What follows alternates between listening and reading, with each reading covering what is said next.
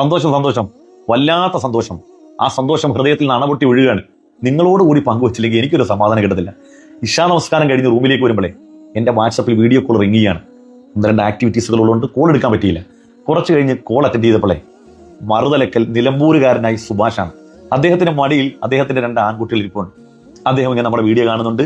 അങ്ങനെ വലിയ സന്തോഷങ്ങളൊക്കെ പങ്കുവെച്ചെല്ലാം കഴിഞ്ഞു. ഞാൻ അദ്ദേഹത്തിന്റെ ജീവിതത്തെക്കുറിച്ച് ഇങ്ങനെ ചോദിച്ച് അതിന്റെ ആഴിയിലേക്ക് ചെന്നപ്പോഴാണ് മനസ്സിലായത്, നാളത്തെ വിഷു ആഘോഷിക്കാനുള്ള ഒരു മാർഗവും ഇല്ല. പ്രയാസങ്ങളും കടങ്ങളും ഒക്കെ കൊണ്ട് വലയുകയാണ്. എടുത്ത ഒരു ലോണ് തിരിച്ചടക്കാനുള്ള മാർഗം പോലും ഇല്ലാത്തൊരു മനുഷ്യൻ. അപ്പൊ തന്നെ കോട്ടക്കുള്ള നമ്മുടെ ഒരു സുഹൃത്തുണ്ട്, അദ്ദേഹം പ്രവാസി മലയാളിയാണ്. അദ്ദേഹത്തെ വിളിച്ചു പറഞ്ഞപ്പോൾ ഒരു 5000 രൂപ ഗൂഗിൾ പേ ചെയ്ത് കൊടുത്തു.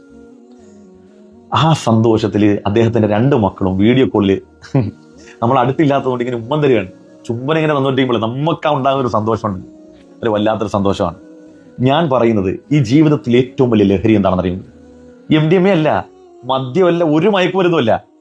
നിരുപദ്രവകരമായ ഈ ലഹരി നിങ്ങളൊന്ന് നുണഞ്ഞു നോക്കൂ. ഇതിനേക്കാൾ രസകരമായ ഒരു ലഹരി ലോകത്തില്ല. നമ്മുടെ വാക്കുകൊണ്ടോ പ്രവൃത്തി കൊണ്ടോ മറ്റൊരാളുടെ ഹൃദയത്തിൽ പടർത്താൻ കഴിയുന്ന, മറ്റൊരാളുടെ ചുണ്ടിൽ പടർത്താൻ കഴിയുന്ന ചിരിയോളം ലോകത്ത് മനോഹരമായ ഒരു ലഹരി വേറെയില്ല. നിങ്ങളൊന്ന് നുണഞ്ഞു നോക്കൂ. ഈ ലഹരിയിൽ ജീവിക്കുന്ന ചില മനുഷ്യരുണ്ട്. ഇപ്പൊ എന്റെ നാട്ടിൽ തന്നെ കുമ്പളത്തെ സലീമിക്കാന്ന് അദ്ദേഹത്തിന്റെ പേര്, പ്രവാസി മലയാളിയാണ്.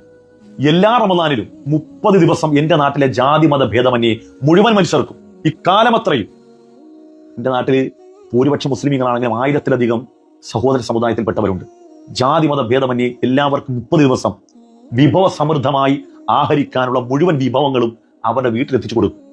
എങ്ങനല്ല, എവിടെങ്കിലും ഒരു യൂണിറ്റ് ഉണ്ടാക്കിയിട്ട് എരിവരിയുന്ന വെയിലത്ത് പോയി ആണും പെണ്ണും ക്യൂ നിൽക്കലല്ല, വയോവൃദ്ധരായ മനുഷ്യർ വീർത്ത് കുളിക്കുന്ന അത്തരം പരിപാടികളൊന്നുമല്ല. അവനവന്റെ വീട്ടിലേക്ക് അബ്ദുറഹ്മാന്റെയും അമ്മിണി ചേച്ചിയുടെയും ത്രേസ്യമ്മയുടെയൊക്കെ വീടിന്റെ ഉമ്മറപ്പടിയിലേക്ക് അങ്ങോട്ടും കൊണ്ട് എത്തിച്ചു കൊടുക്കും.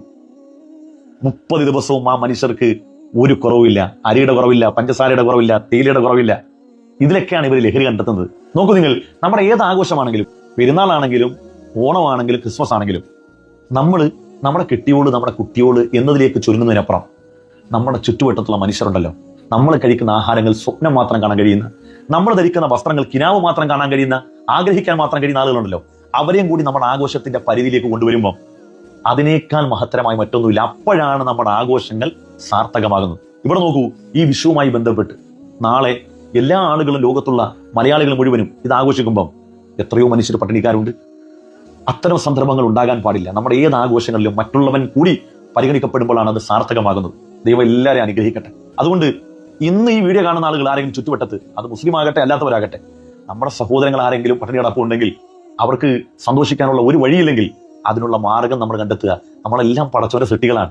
നമ്മൾ അള്ളാന്റെ സ്വഭാവം സ്വീകരിക്കണം. അള്ളാഹു റഹ്മാനാണല്ലോ. വഴിപ്പെട്ടവർക്കും വഴിപ്പെടാത്തവർക്കും, നമ്മുടെ ആശയമുള്ളവരും ആശയമില്ലാത്തവരും അവൻ ഈ ദുനിയാവ് ഗുണം ചെയ്യുന്നുണ്ടല്ലോ, നമ്മളും അതുപോലെ ഗുണം ചെയ്തു കൊടുക്കുക. അള്ളാഹു നമ്മളെ